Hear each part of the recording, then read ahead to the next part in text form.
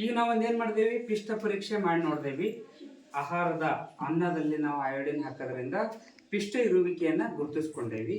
ಈಗೇನು ಮಾಡಾವಿ, ನಮ್ಮ ಆಹಾರ ಪದ್ಧತಿ, ನಾವು ಆಹಾರ ಸೇವನೆ ಮಾಡೋದ್ರೊಳಗೆ ಒಂದಿಷ್ಟು ಲಿಪಿಡ್ಗಳನ್ನು ನಾವು ತಿನ್ನಬೇಕು, ಕೊಬ್ಬು ಪದಾರ್ಥಗಳನ್ನು ಕೂಡ ತಿನ್ನಬೇಕು ಅಂತಿದ್ದೀವಿ. ಕೊಬ್ಬು ಅಂದ ಕೂಡಲೇ ನಾವು ಏನು ಹೇಳ್ತಿದ್ದೇವೆ, ಎಣ್ಣೆ ಪದಾರ್ಥಗಳು, ಎಣ್ಣೆ ಇದ್ದಿರ್ತಕ್ಕಂಥ ಪದಾರ್ಥಗಳನ್ನು ತಿನ್ಬೇಕು ನಾವು. ಇದರಿಂದ ನಮ್ಮ ದೇಹದ ತಾಪ ನಿಯಂತ್ರಣ ಆಗ್ತದಂತಿದ್ದೀವಿ. ಮತ್ತು ನಮ್ಮ ಚರ್ಮನೂ ಕೂಡ ಹೊಳಪಾಗಬೇಕು, ಚರ್ಮ ಬಹಳಷ್ಟು ಚೆನ್ನಾಗಿರಬೇಕು ಅಂತ ಹೇಳಂದ್ರೆ ಎಣ್ಣೆ ಪದಾರ್ಥವನ್ನು ತಿನ್ನಬೇಕು. ಆದರೆ ಬಹಳಷ್ಟು ತಿನ್ನೋದ್ರಿಂದ ಕೊಬ್ಬು ಕೂಡ ಬೆಳೀತದೆ. ಬಹಳಷ್ಟು ಜಾಸ್ತಿ ತಿನ್ನಬಾರ್ದು, ನಮ್ಮ ದೇಹಕ್ಕೆ ಬೇಕಾದಷ್ಟು ತಿನ್ನಬೇಕು. ಯಾವುದೇ ವಸ್ತು ಅತಿ ಆದ್ರೆ ವಿಷ ಅಂತ ಕರಿತಿದ್ದೀವಿ ನಾವು. ಶೇಂಗಾದಿಂದ ಎಣ್ಣೆ ಮಾಡ್ತಕ್ಕಂಥ ಗೊತ್ತದ ನಮಗೆ, ಹೌದಾ? ನೆಲಗಡಲೆ ಅಂತ ಕರೀತಾರೆ ಆ ಕಡೆ, ಬೆಂಗಳೂರು ಕಡೆಗೆ. ನಾವು ಇದಕ್ಕೆ ಶೇಂಗಾ ಅಂತೀವಿ. ಶೇಂಗಾದಿಂದ ಎಣ್ಣೆ ತಯಾರು ಮಾಡ್ತಾರೆ. ನಾವೇನು ಊಟ ಮಾಡ್ತೀವಲ್ಲ, ಪಾಕೆಟ್ ಎಣ್ಣೆ ಬರ್ತಲ್ಲ, ಅವೆಲ್ಲ ಕಂಪ್ನಿದೆಲ್ಲ ಪಾಕೆಟ್ ಎಣ್ಣೆ ಒಳಗಡೆ ಶೇಂಗಾದ ಎಣ್ಣೆನೇ ಇದಿರ್ತದೆ. ಸೂರ್ಯಕಾಂತಿ ನೋಡಲ್ಲ, ಸೂರ್ಯಪಾನ ಹೂವು, ಅದರಲ್ಲಿಂದನೂ ಎಣ್ಣೆ ಬರ್ತಿರ್ತಾವೆ. ಅದರ ಎಣ್ಣೆನೂ ಇದಿರುತ್ತೆ, ಇದರ ಎಣ್ಣೆನೂ ಇದಿರ್ತಾವೆ. ಕುಸುಬೆ ಎಣ್ಣೆನೂ ಕೂಡ ಇದಿರ್ತಾವೆ, ನಾವು ಊಟ ಮಾಡ್ತಕ್ಕಂಥ ಎಣ್ಣೆ. ಔಡಲ್ಲಿಂದನೂ ಎಣ್ಣೆ ತೆಗಿತಾರೆ. ಅದು ಊಟ ಮಾಡಲಿಲ್ಲ ಅಂದ್ರೆ ಕೆಲವೊಂದು ಪದಾರ್ಥಗಳಲ್ಲಿ ಎಣ್ಣೆಯ ಅಂಶ ಇದ್ದಿರ್ತದೆ. ಹಾಲು ತುಪ್ಪದಲ್ಲಿನೂ ಕೂಡ ಈ ಒಂದು ಲಿಪಿಡ್ ಇದ್ದಿರ್ತದ ಅಂತ ಹೇಳ್ತೀವಿ.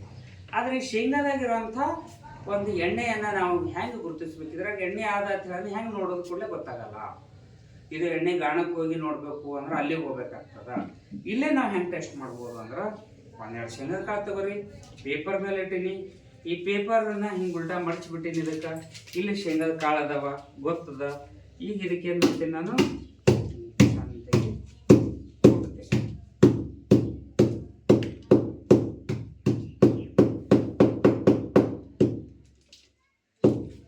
ಕಾಣಿಸ್ತಾ ಕೊಟ್ಟಿರಲಿಲ್ಲ ನಾನು, ಕೊಟ್ಟಿದ್ರಲ್ಲಿ ಏನು ಕಾಣಿಸ್ಲಿಕ್ಕದ ನಮಗೆ? ಹೌದಾ? ಇದಿಷ್ಟು ಶೇಂಗಾ ಕುಟ್ಟಿದೇವಿ. ಕುಟ್ಟೋದ ಬಳಿಕ ಏನಾಗಿದೆ, ಇಲ್ಲಿ ಎಣ್ಣೆ ಕಾಣಿಸ್ತದೆ.